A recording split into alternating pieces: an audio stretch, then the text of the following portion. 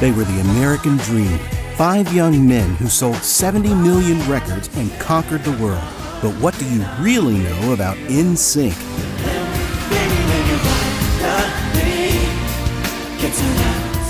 What would you say if I told you that their creator was one of the biggest con artists in America, and that, at the height of their fame, they were earning only $35 a day? That one of them lived for years in depression, hiding a secret he thought could destroy them all. And while the world applauded the rise of the pop golden boy, few realized that his success was built on the destroyed reputations of 2 of the biggest female artists on the planet. This is not just the story of NSYNC's success, it's the shocking story of the price they paid for it. If you like boy band stories, you're in the right place. There are already videos about the journey of New Kids on the Block and Take That. Check out the first pinned comment. This story begins in Orlando with a man named Lou Pearlman. Behind the facade of an aviation tycoon and music producer, he was running a massive fraud that lasted more than 20 years, diverting $300 million from hundreds of investors. How did he do it? He was a master at selling illusions, a talent he had perfected since he was young. The perfect example is how he turned the crash of a blimp into his first big victory. Instead of going bankrupt, he used the money from an inflated insurance claim to create a shell company, Airship International. With funds from his first investors, he bought luxury cars and expensive apartments. He understood that, to get money, he had to look like he already had it. His extravagant stories, told from the leather seat of a Rolls-Royce, were too convincing to be ignored by the investors. That formula became the foundation of his entire empire of lies. And that empire needed a new facade, one that was glamorous and moved millions. The opportunity came through his supposed aviation business, when one of his jets was chartered by the biggest boy band of the time, New Kids on the Block. He saw in pop music a new and lucrative way to launder his money. He had the cash and the structure. All he needed were the boys.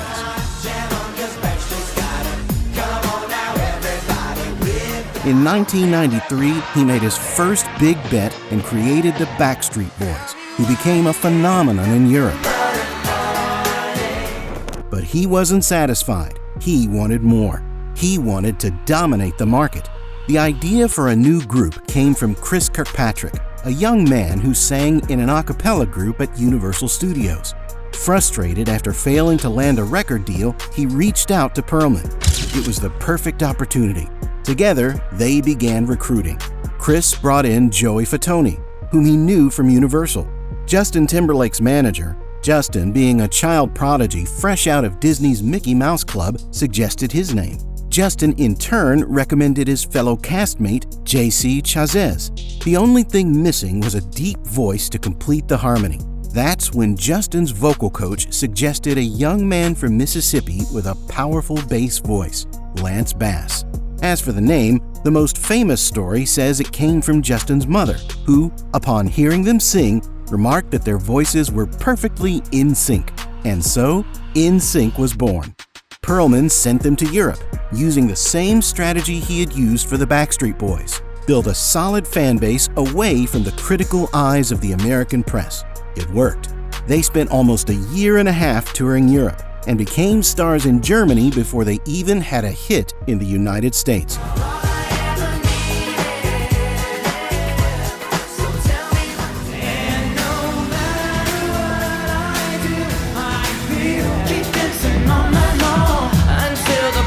They trusted Pearlman. He was a father figure who promised the boys' parents a life of luxury and success. What they didn't know was the price they would pay for that promise. The contract they signed looked like it had been written by the devil himself. It was a true masterpiece of exploitation. Pearlman was listed as the 6th member of NSYNC, guaranteeing him a share of the profits as if he were one of the singers. On top of that, his company Transcontinental kept up to 50% of everything else. In the end, after all the expenses, flights, hotels, food, clothes, were deducted from their already small share. The 5 young men who graced magazine covers and sold millions of CDs were each making about $35 a day. In 1988, when their debut album sold 10 million copies in the US alone, each of them received a check for just $10,000. Pearlman and his associates pocketed millions. The dream was turning into a gilded cage. They smiled for the cameras, but behind the scenes, frustration and distrust were starting to show. They realized that if they wanted to have a real career, they would have to destroy this man. The trouble is, Pearlman's creations have been leaving him recently. They say Lou takes far more than his fair share of their cash. So tonight we begin with a question. Are the boys biting the hand that feeds them? Or is the mentor taking advantage of his naive creations? Distrust turned into certainty when Justin Timberlake's mother, Lynn Harless, began examining the financial statements. The numbers simply didn't add up. While NSYNC was generating an estimated $200 million in revenue, the boys were living on small allowances. They were topping the charts, but could barely afford to decorate their apartments. The turning point came when they discovered that Pearlman also owned their record label and touring company. He was making money from every angle, and they were the last ones to get paid. The final straw came during a televised charity event. They performed alongside artists like Cher and Michael Bolton, and at the end, when the large donation checks were presented, NSYNC handed over one for $50,000. Pearlman had made the donation in their name, with their money, without even consulting them, all to boost his own image. That was it. In 1999, NSYNC filed a lawsuit to break free from their contractual chains. They accused Pearlman of unfair labor practices and of being an unethical, greedy businessman. Pearlman's response was brutal. He countersued them for $150 million for breach of contract, and even secured a restraining order that prevented them from recording, performing, and, worst of all, from using the name NSYNC. They were stuck in limbo, with all their careers frozen. Pearlman was confident he would win. After all, he had done the same thing with the Backstreet Boys, who also sued him but eventually settled. He thought the NSYNC boys would do the same, but he underestimated them. While the legal battle dragged on, a powerful figure stepped in, Clive Calder, the head of Jive Records. Jive was already home to their biggest rivals, the Backstreet Boys, and to a rising star named Britney Spears. Calder saw NSYNC's potential and made a bold move. He signed them, even with the lawsuits still ongoing, and funded their fight against Pearlman. Jive offered the boys a multi-million-dollar advance, more money than they had ever seen before. But more importantly, this offered them a shot at freedom. After months of courtroom warfare, the judge finally delivered her verdict. She considered the contract with Pearlman's company, Transcontinental, to be excessively oppressive and unilateral, freeing the group. They had won. The name NSYNC was theirs. And what do you do after winning a public battle? You monetize the victory. They became a symbol of resistance against the system. They had scars, yes, but they also had a powerful narrative. And in pop music, a good story sells better than a good hook. Free from Pearlman, they went into the studio to turn their anger into a highly profitable product. The statement they were about to make wasn't idealistic, it was commercial. Revenge had never sounded so lucrative. It's hard to make the things I did undone. I do never seems enough for you. If there was ever an album that defined what a blockbuster in music truly is, it was this one. Released in March 2000, No Strings Attached was more than just a title. It was a manifesto. The album cover, showing them as marionettes, and the lead single, Bye Bye Bye, was a clear jab at Pearlman. The message couldn't be clearer. We're not your puppets anymore. We're the ones pulling the strings now. The public responded overwhelmingly. With other hits like It's Gonna Be Me and This I Promise You, the album sold 1.1 million copies in its first 24 hours. By the end of the week, that number had jumped to 2.42 million, a record that stood untouched for 15 years. The following tour was massive, grossing over $90 million. And of course, with success came the peak of pop's greatest rivalry, NSYNC versus Backstreet Boys. It was the debate that dominated schoolyards and magazine covers. Who was better? It was a rivalry like Coca-Cola versus Pepsi. The Backstreet Boys had the advantage of starting first, and perhaps had more timeless ballads. But NSYNC had the choreography, the bolder production, and a secret weapon that was becoming more and more evident: Justin Timberlake. The craziest part? Both groups were living the same nightmare with the same man. Lou Pearlman had created and exploited them both. The rivalry deepened when the Backstreet Boys discovered that Lou was behind NSYNC and that they felt stabbed in the back. For the public, the feud was real and intense. And for many, when NSYNC released No Strings Attached, they officially surpassed their rivals in both sales and fame.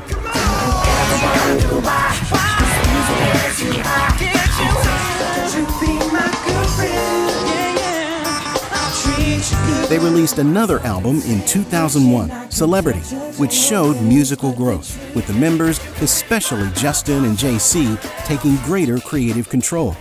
The album was another massive success, giving us hits like Pop and Girlfriend. The Pop Odyssey Tour became one of the biggest and most profitable of the year. They were on top of the world. They had earned their freedom, broken every record, and defeated their rivals. It seemed that nothing could stop them. So why, at the very peak of their fame, did everything suddenly stop?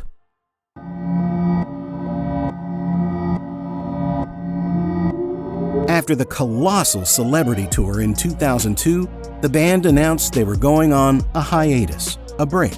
To the public, it seemed like a well-deserved rest after years of non-stop work. For the members, that's exactly what it was. Lance, Joey, Chris, and JC believed they would be back in the studio within a few months to record the next album. They were wrong. The problem was that one of the gears in the machine was starting to spin faster than the others. Justin Timberlake, the youngest and most charismatic member, had a shine of his own. He was the most recognizable face, the media's sweetheart. During the production of Celebrity, he began collaborating with top producers like the Neptunes. Legend has it that Michael Jackson himself called Justin to personally encourage him to record a solo album, telling him he had what it took to be a star. Jive Records also saw dollar signs. A Justin Timberlake solo album was a guaranteed win. The pressure and temptation were immense. While the other members waited for the break to end, Justin was already in the studio, recording what would become his debut album, Justified. The news of the end didn't come in a business meeting or a heartfelt conversation among friends. It came coldly and abruptly. In his memoir, Lance Bass revealed that the band broke up during a phone call. Justin simply told the others he was focusing on his solo career and didn't know when or if he'd return to NSYNC. For Lance and the others, it was a shock. The hiatus had turned into a full stop. Publicly, the story was one of an amicable separation, but the truth was more complicated. Joey Fatone and Lance later expressed in interviews the frustration they felt. They believed the decision had been made by Justin and the label, with little regard for the rest of them. NSYNC was over. They simply vanished, leaving a void in the pop scene. The public perception, fair or not, was that Justin Timberlake, in his pursuit of stardom, had left his friends behind. NSYNC had ended, but the individual journeys of its 5 members, with their own battles, controversies, and rediscoveries, were only just beginning.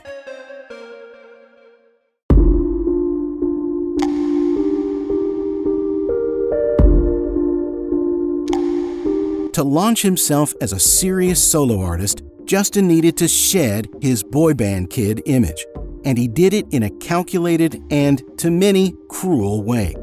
His first target was his ex-girlfriend, Britney Spears. Their breakup in 2002 became the fuel for his first major solo hit. The song was Cry Me a River, but it was the music video that cemented the narrative. In it, Justin breaks into the house of an ex-girlfriend, played by an actress who was an unmistakable Britney lookalike, and watches her as she cheats on him. The message was clear. Britney had betrayed him, and he was the heartbroken victim. The media bought the story without question. Britney was publicly humiliated.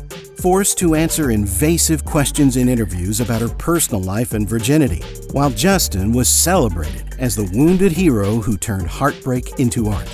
But truth be told, in her 2023 memoir, The Woman in Me, Britney admits to having cheated on Justin with the dancer and choreographer Wade Robson, though she's also said repeatedly over the years that Justin too had been unfaithful to her. Yet the biggest scandal in America's Golden Boy's career was still to come. February 2004, the Super Bowl halftime show. Justin was the special guest of the headliner, Janet Jackson. At the end of their performance of Rock Your Body, during the line, "Gonna have you naked by the end of this song," Justin pulled off part of Janet's costume, exposing her breast to 140 million viewers. The incident lasted less than a second, but the impact was cataclysmic. Puritarian America panicked. The media called it Nipplegate, but the blame wasn't shared equally. Janet Jackson, one of the most respected and successful American artists, was vilified. Her music was banned from the radio stations and TV networks of Viacom, the media conglomerate behind CBS and MTV, which had broadcast the event. She was forced to issue multiple apologies, and her career took a hit from which it never fully recovered. And Justin Timberlake, he apologized, calling the incident a wardrobe malfunction, and his career skyrocketed. He was treated as the remorseful young man who made a mistake, while Janet was punished far more harshly. The bill for those actions finally came due in 2021. After the release of the documentary Framing Britney Spears, which revisited his relationship with Britney, a wave of criticism forced him to issue a public apology. In a carefully worded Instagram post, he apologized to both Britney and Janet. Nearly 20 years later, he admitted he had benefited from a system that tolerated misogyny and racism, a confession that many saw as necessary, though long overdue. Well, baby, I've been around the world, but I ain't so dirty, babe.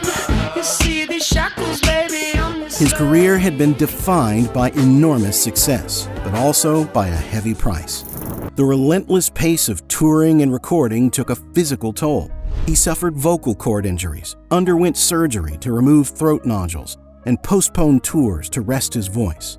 His shine began to fade, and his 2024 album, Everything I Thought It Was, received lukewarm reviews and disappointing sales by his standards. His public image also took hits, culminating in a DUI arrest in June 2024 that sparked a wave of negative coverage.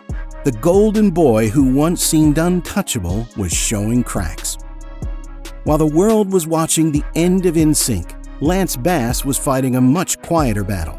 Throughout all those years of fame, he carried a secret that he believed could destroy not only his own career, but also his 4 bandmates. Lance is gay, and the pressure to hide his sexuality was immense. Years later, in an interview, he revealed the depth of his anguish. "It was when I was 19 or 20 and everyone started having serious relationships that I really began to feel depressed for the first time. All the guys had girlfriends, and I was the only one who didn't have anyone. That's when it started to get really scary." He only felt safe enough to share his truth with the world in 2006, 4 years after the band had ended. For him, it was a liberation. But that wasn't the only dark revelation he carried. Lance also revealed that, as teenagers, someone from the production team had touched them inappropriately. He mentioned that Lou Pearlman himself used to give the boys massages, saying it was to tone their muscles for photos.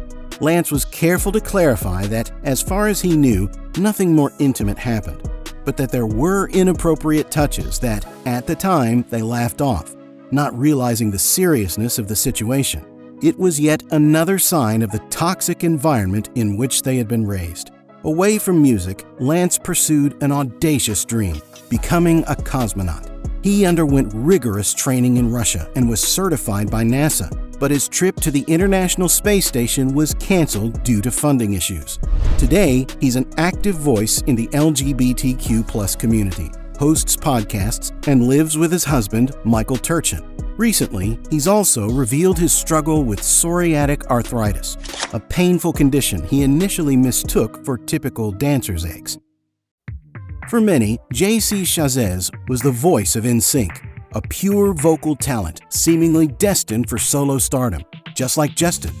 His debut album, Schizophrenic, released in 2004, was praised by critics for being bold and musically rich. But after the Super Bowl incident involving Justin and Janet, a wave of conservative outrage swept across America, and the NFL canceled JC's scheduled performance at the Pro Bowl, the league's all-star game. It was supposed to be his big moment, the launch pad for his solo career. The cancellation killed the album's momentum, and the label pulled back its support. Today, he's stepped away from the pop spotlight, but not from music. He's dedicated himself to musical theater, collaborating with legends like Andrew Lloyd Webber and writing his own stage adaptation of Frankenstein, proving that his talent is still alive, even if far from the charts. Meanwhile, Joey Fatone and Chris Kirkpatrick continued working in the entertainment scene. Joey used his charisma to become a regular TV personality, appearing on Dancing with the Stars and The Masked Singer, starring in the My Big Fat Greek Wedding film franchise and hosting several TV shows. Chris, in turn, appeared on Celebrity Big Brother and The Masked Singer as the Hummingbird. He found his niche hosting the Pop 2000 Tour, a nostalgic show celebrating the hits of his era, living the dream in a more relaxed, down-to-earth way. Married and a father, Chris seems to have found peace away from the pressure of global fame. Fans' long wait for an NSYNC reunion was finally eased in 2023, when the band released the song Better Place for the movie Trolls Band Together. Since then, the industry has been buzzing with rumors that a full comeback with new music and shows might be on the way. If you enjoyed today's video, don't forget to leave a like and subscribe. Check out the first pinned comment for links to the stories of other boy bands. Thanks for watching, and I'll see you in the next video.